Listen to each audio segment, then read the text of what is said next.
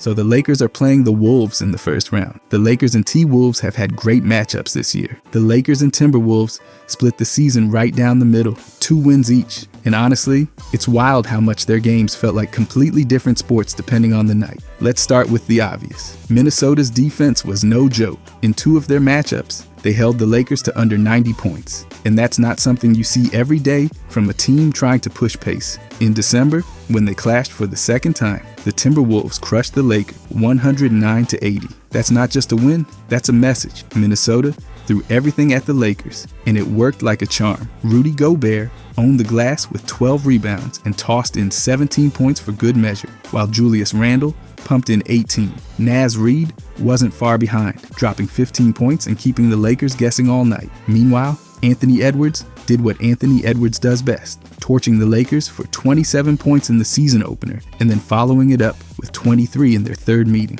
The man played like he had something personal against Los Angeles. And honestly, maybe he did. The Timberwolves straight up turned off the Lakers' scoring faucet in those games, limiting them to some of their lowest totals all season. I mean, that ugly 80-point game in December, that was actually their lowest scoring game since the year 2017. Painful. But the Lakers weren't just going to let Minnesota push them around all season. When they won, they did it with their stars turning the dial to 11. In their first win, Anthony Davis was an absolute force of nature. He went off for 36 points and grabbed 16 rebounds, basically putting the whole squad on his back. It was like he decided Minnesota wasn't leaving Crypto.com Arena with a win and made sure of it. Then, when they met again in late February, it was LeBron James who reminded everyone why he's still one of the best in the game. He dropped 33 points, pacing the Lakers to a solid 111-102 victory. What's crazy is how sharp the contrasts were across these games. The Timberwolves didn't just win their 2 games, they smothered the Lakers into submission.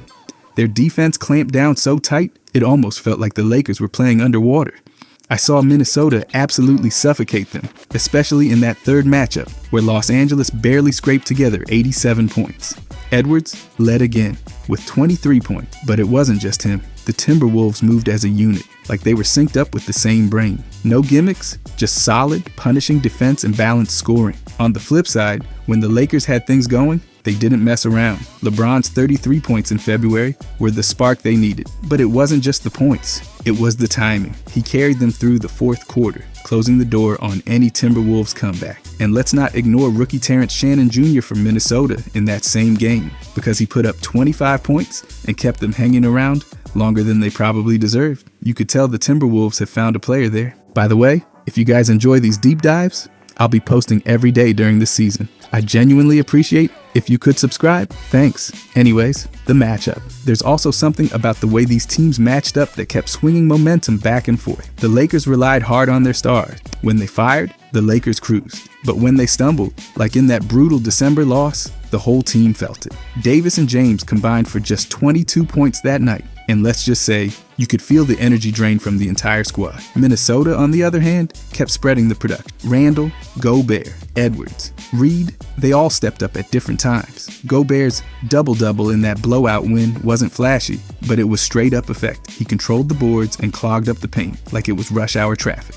Meanwhile, Edwards kept slicing through the Lakers' defense like it was tissue paper, night after night. And let's be honest, the Timberwolves didn't win pretty, but they won smart. They slowed things down, forced tough shots, and made sure the Lakers had to work for every single bucket. That's exactly why Los Angeles struggled to crack 90 points in 2 of those games. It wasn't just an off night. It was Minnesota doing their homework and executing it perfectly. What makes this even better is knowing both teams finished the season series tied at 2-2, setting up a playoff showdown that's going to be anything but predictable. Every game in the regular season felt like its own story. Either the Timberwolves were locking the Lakers in a defensive cage, or the Lakers were leaning all the way into star power to break out. I've got to say, looking at the numbers, the Timberwolves really flexed their defensive muscle in this matchup. They made the Lakers uncomfortable in half their games, dragging their scoring down into the gutter. And when they forced Los Angeles to grind, they won. Simple as that. But the Lakers had that big game gear. Davis lighting up Minnesota for 36 and 16 in the opener felt like a mission statement. And then LeBron following it up with 33 points in February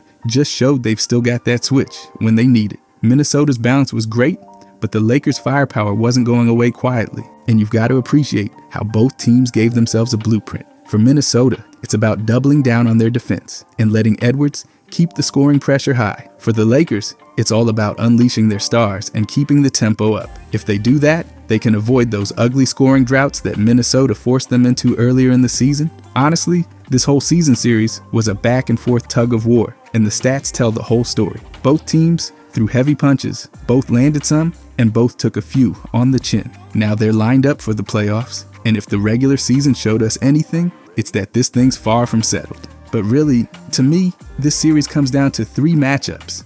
Let's start with the obvious, Luka versus Ant. Luka's been nothing short of a machine since he got to Los Angeles. In just 28 games with the Lakers, he's averaging 28.2 points, 8.1 rebounds, and 7.5 assists. Those numbers are loud already, but when you see the shooting splits, they get even better. He's hitting 43.8% from the field, knocking down 37.9% from deep, and nearly 80% from the line.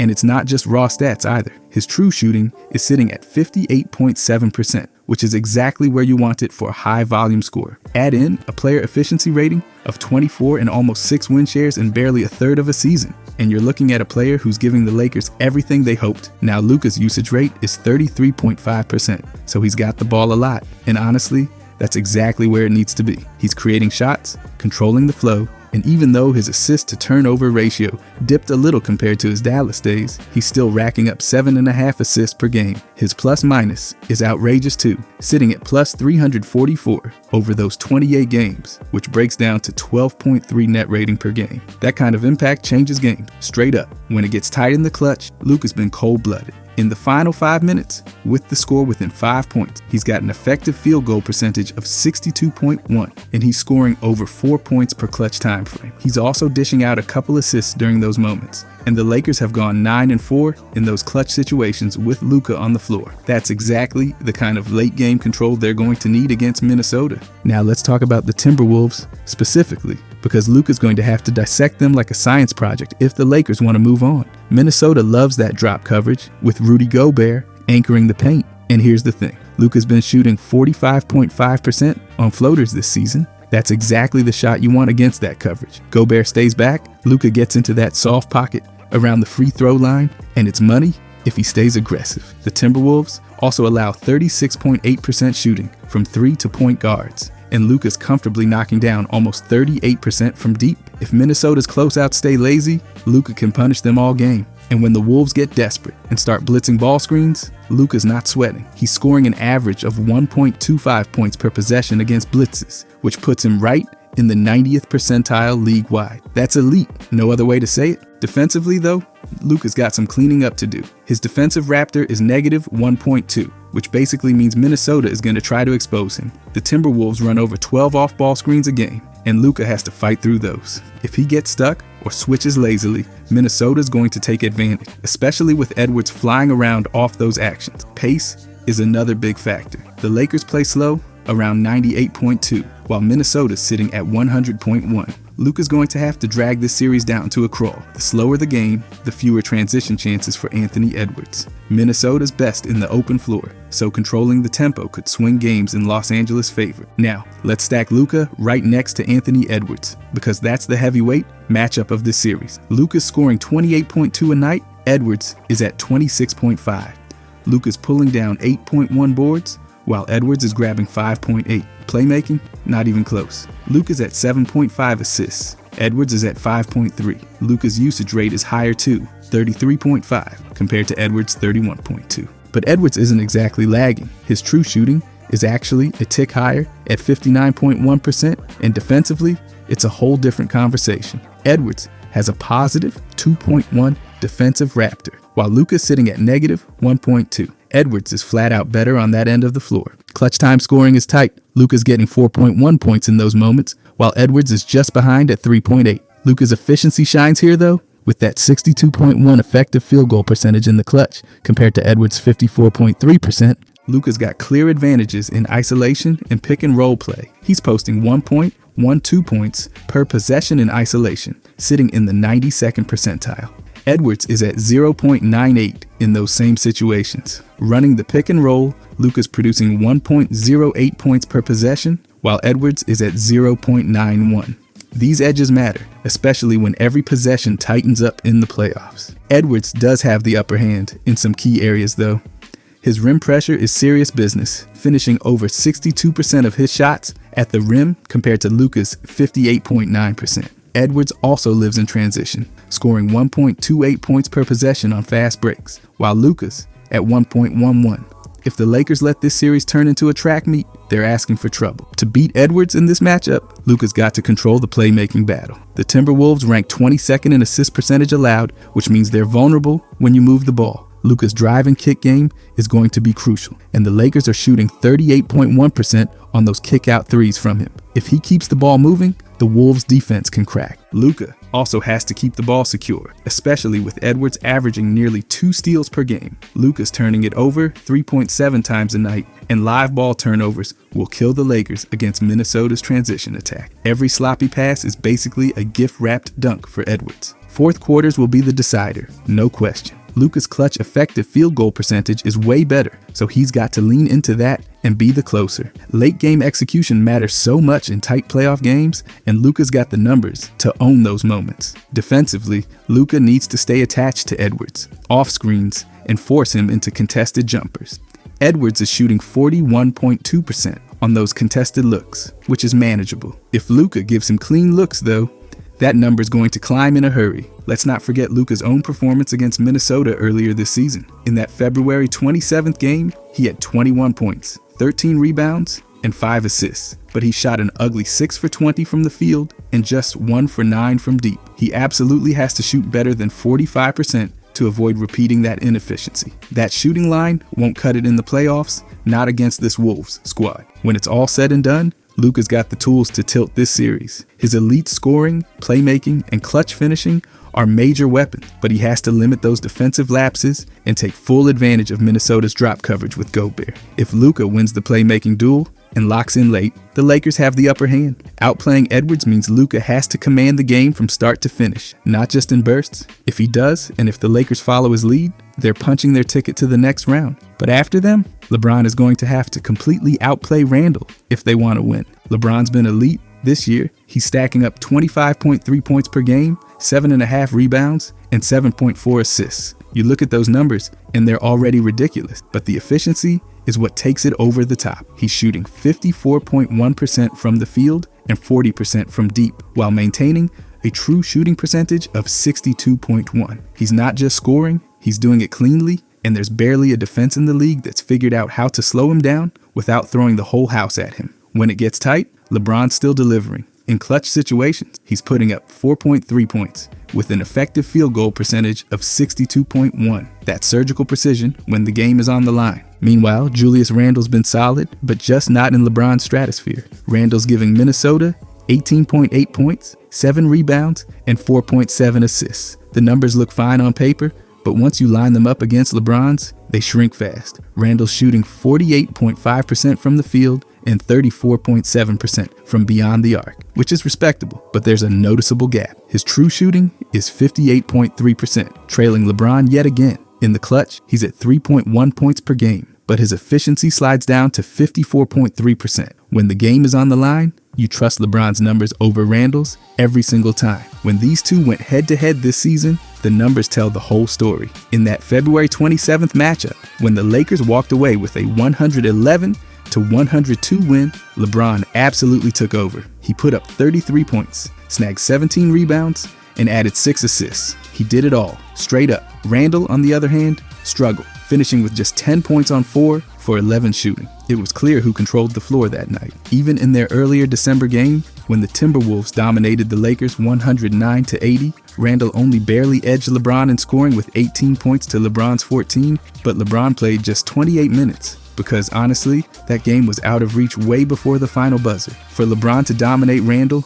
in the playoffs, it starts with tearing apart Randle's defense. Randle's defensive raptor is sitting at a rough -1.3. That's a giant red flag when you're tasked with guarding LeBron.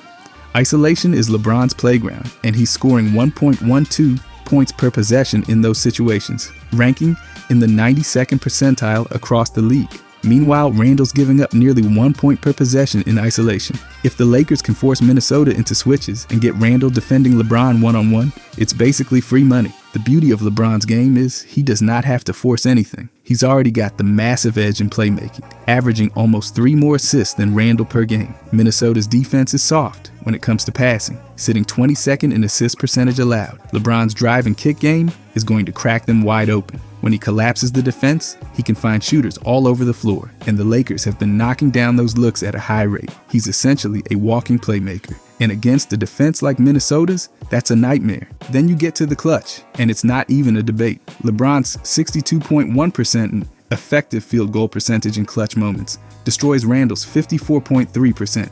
In tight playoff games, those moments are everything. The Lakers have to funnel the offense through LeBron late. He's proven time and again that he can carry a team across the finish line, and Minnesota has no answer for that. LeBron's got to stay locked in defensively too. Randle hits 41.2% of his contested jumpers, so LeBron needs to make sure Randle feels every single shot. Stay physical, stay close, and do not give Randle clean looks. If LeBron forces him into tough mid-range shots all series, the Lakers will win possession after possession. There's also the history between these two, which matters way more than people want to admit. Across their careers, LeBron leads the head-to-head battle 12 wins to 4. This season, he's owned the matchup at 4-1, and the playoff experience gap is just staggering. LeBron's averaging 28.4 points per game in the postseason across his career, while Randle's only at 17.1. When the lights get bright, LeBron shines even brighter, and Randle has struggled to keep pace. Minnesota leans on Randle more than people realize. His usage rate is 25.1%, which means he's a big part of their offensive engine. If LeBron locks him down, Minnesota's offense slows to a crawl. Without Randle consistently producing, the Timberwolves get stuck relying too much on Anthony Edwards, and the Lakers will be ready for that. For LeBron, the plan is straightforward. Stay aggressive, force switches, and go right at Randle's defensive weaknesses. Every time LeBron attacks off the dribble, he puts immense pressure on the Timberwolves. Randle just does not have the lateral quickness to contain him. Once LeBron gets into the paint, it's over. He either finishes through contact, draws defenders, and kicks it out, or gets himself to the free throw line. Controlling the tempo will be massive too. The Lakers play one of the slowest paces in the league, and that's exactly what they want here. Minnesota wants to run, but LeBron's ability to slow things down, walk the ball up, and milk the clock is going to frustrate the Timberwolves. When LeBron controls the rhythm of the game, it forces Minnesota to play uncomfortable basketball. Rebounding is another area where LeBron has to keep the edge. He's already averaging 7.5 boards, and against Minnesota, that has to continue. Randle's grabbing 7 rebounds a night, but if LeBron keeps him boxed out and sweeps the defensive glass, the Timberwolves lose their second chance points. Cutting off those extra possessions makes a huge difference in a playoff series. Playoff LeBron is a different animal entirely. He knows how to manage a series, how to respond to adjustments, and how to wear down opponents over the course of a 7-game war. Randle has not proven that he can elevate his game when the stakes rise. LeBron has done it for nearly 2 decades. That experience gap cannot be overstated. It shows up in everything from decision-making to composure when things get tight. The physical battle between these two is going to matter too. LeBron's strength is unmatched, and he can bully Randle in the post. Every drive, every bump, every seal takes a toll. By the second half of games, Randle's going to feel every bit of that physicality. LeBron's ability to play through contact and still finish makes him a brutal cover for anyone, but especially for Randle, who struggles defensively, even before you factor in LeBron's strength advantage. LeBron also brings the mental edge. He's seen every defensive coverage there is. Minnesota can try switching, blitzing, dropping their bigs, but LeBron's going to read it instantly. His experience allows him to stay 2 steps ahead of the defense, and that gives the Lakers a massive advantage in high-pressure moments. If LeBron keeps his scoring at or above 25 points per game, shoots at least 55% from the field, maintains 7 assists a night, and controls the glass, the Lakers will control this series. He does not need to go hero mode every night, but he does need to stay efficient and pick his spots to attack relentlessly. Late game situations will come down to execution, and this is where LeBron has to put the game on ice. The Lakers should run everything through him in the fourth quarter. Minnesota's defense tightens up late, but LeBron's ability to create shots for himself and others will be the difference. He's got the passing vision to hit open shooters and the scoring touch to finish possessions himself. The Lakers have to make sure they exploit every opportunity to get Randle switched onto LeBron, whether it's through screens or quick ball movement. Getting that matchup consistently can break Minnesota's defense. Once LeBron sees Randle in front of him, he can either power through him or bait him into fouls, both of which tilt the game in the Lakers' favor. LeBron's not just playing to win this series, he's playing to set the tone for the entire playoff run. Dominating Randle is not just about this matchup. It's about sending a message that the Lakers are not here to mess around. If LeBron stays locked in and does what he's done all season, this series tilts hard in the Lakers' direction. There's also the leadership factor. LeBron sets the standard for the Lakers. His energy, focus, and effort trickle down to the rest of the team. When he's aggressive and locked in, the rest of the Lakers follow. Against a team like Minnesota, that collective focus can overwhelm them fast. In short, this matchup is LeBron's to control. He's got the advantage in scoring, playmaking, efficiency, clutch performance, experience, and physicality. If he stays healthy and engaged, there's not much Randle can do to slow him down.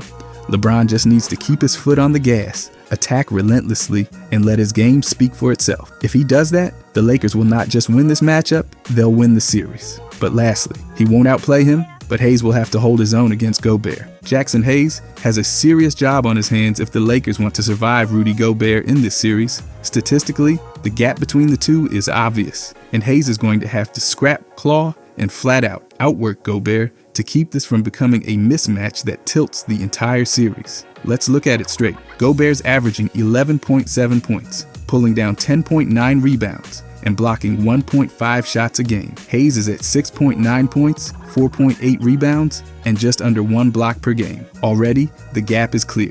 Gobert's volume is way higher, and Hayes has to fight to keep it from becoming a full-blown advantage for Minnesota. But there's something sneaky about Hayes' game that matters here: efficiency. Hayes is finishing at 64.9% from the field, and even better, rocking a true shooting percentage of 72%, which is actually higher than Gobert's 69.2%. Hayes is a pure rim finisher, and that's where he can make his mark. Gobert's a shot-blocking wall, but Hayes has the athleticism to slip behind the defense, catch lobs, and keep pressure on the rim. If Hayes stays aggressive in those spaces, he can force Gobert to react instead of control. In transition, Hayes has an edge that cannot be ignored. He's scoring an impressive 1.28 points per possession in transition, sitting in the 85th percentile, while Gobert's defense allows 1.11 points per possession in those spots. Hayes absolutely has to sprint the floor every chance he gets. If he leaks out in transition and beats Gobert down the court, it creates easy dunks and forces Minnesota's defense to scramble. Hayes running hard in transition is not optional. It's a must. Lob threats matter too, and Hayes has been one of the best in that role. His 72% true shooting is built almost entirely off rim finishes. He's not stretching the floor, but he does not need to. Against Gobert's drop coverage, Hayes can punish the space behind Minnesota's defenders. If the Lakers guards can draw Gobert up the floor just a little, Hayes can fly behind him for lobs and quick finishes. That vertical spacing is his best weapon against one of the best rim protectors in the league. Defensively, Hayes is going to have to work overtime to deal with Gobert's strengths. Gobert scores an absurd 1.32 points per possession on post-ups, sitting in the 92nd percentile across the league. Hayes has no choice but to front the post early, deny Gobert deep position, and force him to either kick the ball out or catch it further from the hoop. Letting Gobert catch it deep is a free bucket. Hayes cannot afford to let that happen. Hayes also has to play smart defense without fouling. Gobert draws almost 6 free throw attempts per game, and Hayes is averaging 2.5 personal fouls a night. In this matchup, Hayes cannot afford to let that number climb. If he starts racking up fouls, the Lakers lose size inside, and Gobert takes over the paint. Hayes has to contest without hacking, play vertical, and trust his length to bother Gobert's shots. The rebounding battle is probably the biggest challenge for Hayes. Gobert is a monster on the glass, pulling down 4.3 offensive rebounds a game. Hayes, by comparison, has a 10.9% offensive rebound rate, and that has to improve. If Gobert is allowed to dominate the glass, Minnesota gets too many second chance points, and the Lakers will struggle to keep pace. Hayes needs to stay active, use his athleticism for tip-outs, and keep Gobert off balance. Even if he is not grabbing every board himself, disrupting Gobert's rhythm is a win. Physicality will be critical, but Hayes cannot get baited into mistakes. Gobert's weakness is the free throw line, where he's shooting just over 64%. Hayes should not be afraid to use fouls strategically, especially late in the game when sending Gobert to the line is a better option than giving up a layup or dunk. Smart fouls, not lazy ones, can actually tilt possessions in the Lakers' favor. Hayes also has to avoid becoming a target in pick and roll situations, Minnesota loves to hunt mismatches, and Hayes has been vulnerable there, allowing a negative 8.9% field goal differential at the rim. He has to hedge hard on ball screens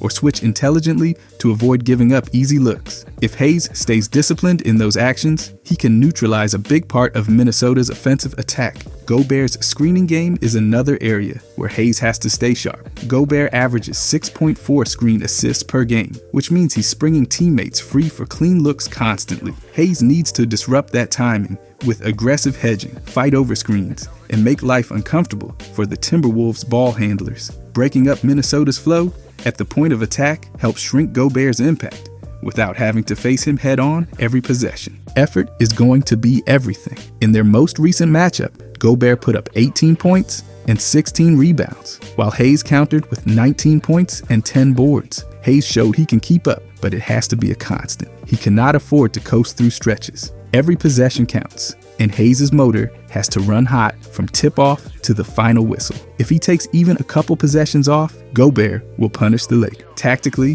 the Lakers might even lean into Hayes as a small ball 5 in spurts. While his three-point percentage is just over 26%, simply having him operate away from the basket forces Gobert to think. If Hayes can pull Gobert even a few steps away from the rim, it opens driving lanes for LeBron, Luka, and the rest of the Lakers' attackers. Hayes does not need to hit threes. He just needs to make Gobert uncomfortable. Minnesota's counter to that is obvious. Gobert's rim protection. He's holding opponents to just under 54% at the rim, which is elite. Hayes has to use pump fakes and body control to keep Gobert off balance. If Hayes goes up strong every time without hesitation, Gobert can time him easily. But if Hayes adds some variety to his finishes, he can draw fouls, or at least neutralize Gobert's shot-blocking instincts. Energy plays will matter too. Tip-ins, hustle rebounds, deflections, and even just sprinting the floor to force defensive rotations. All of it adds up. Hayes cannot win this matchup by playing Gobert's game. He has to win it by outworking him, staying active, and turning the series into a track meet whenever possible. Hayes also needs to understand that he does not have to outscore Gobert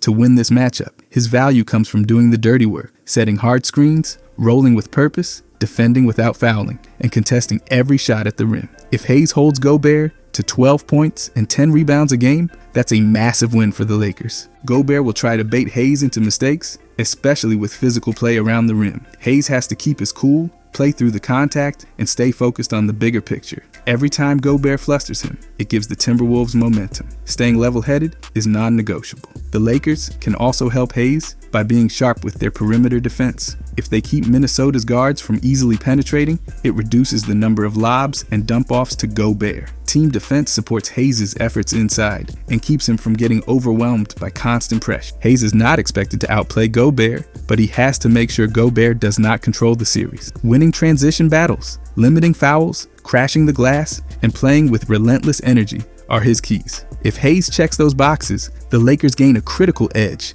in this first-round fight. The Lakers need Hayes to be the spark plug, the player who brings energy every time he steps on the court. Gobert is going to get his numbers, but if Hayes makes him work for everything, Minnesota's offense starts to slow. Hayes' athleticism, when fully unleashed, is a weapon the Timberwolves cannot fully counter if he stays active and locked in. Hayes may not have Gobert's resume or accolades, but he has the physical tools to make this battle a lot closer than the numbers suggest. He just has to bring that every possession, no let-ups, no lapses. If he does, the Lakers will have what they need to keep Gobert from tipping the scales in Minnesota's favor. Overall, though, this series is shaping up to be way more than just a first-round matchup. It feels like a chess match where both sides already know each other's moves, but they're still gonna play it out like it's fresh every single night. The regular season was a tug of war, and nothing about these games ever felt predictable. One night, Minnesota looks like they're ready to put the Lakers in a straitjacket and toss away the key. The next, Los Angeles comes roaring back behind their stars, breaking free like the Wolves never even had them locked up. That's what makes this so exciting. Both teams have tasted success against the other,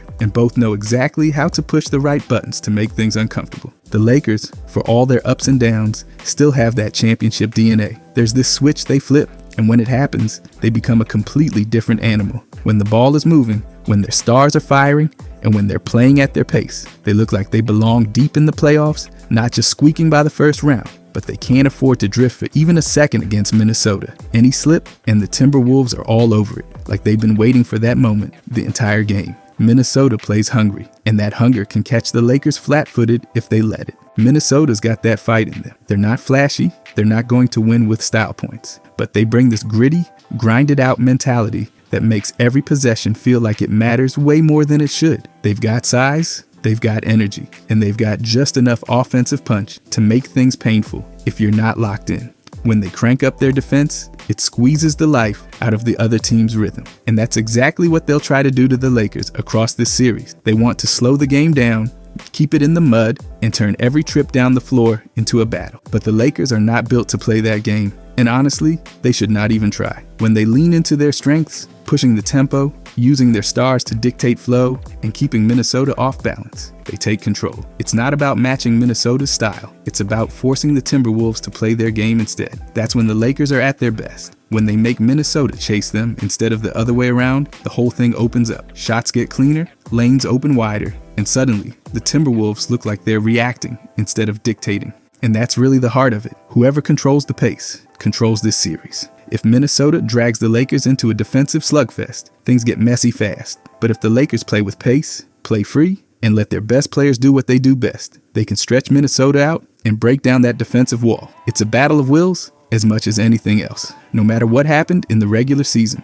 no matter how wild the swings were, the playoffs are a different story. The pressure is higher, the margin for error is razor thin, and every mistake feels twice as loud. Both teams know what's at stake, and neither one is going to back down. The Lakers have the experience, the firepower, and the big game mentality to take this series, but they'll have to earn it. Minnesota's not going to hand anything over. They're going to fight for every rebound, contest every shot, and grind the Lakers all the way to the final buzzer. That's what makes this so good. It's not a mismatch. It's not a walkover. It's a flat-out war between two teams that respect each other just enough to try and tear each other apart. When it's all said and done, it's going to come down to the details. The energy plays, the hustle rebounds, the smart rotations, the composure in crunch time. Those little things are going to decide who moves on and who goes home. If the Lakers stay locked in and play to their strengths, they've got the tools to pull this out. But if they hesitate, if they let Minnesota's toughness dictate terms, it's going to be a long, rough ride. Either way, this is not going to be pretty, and it's not going to be easy.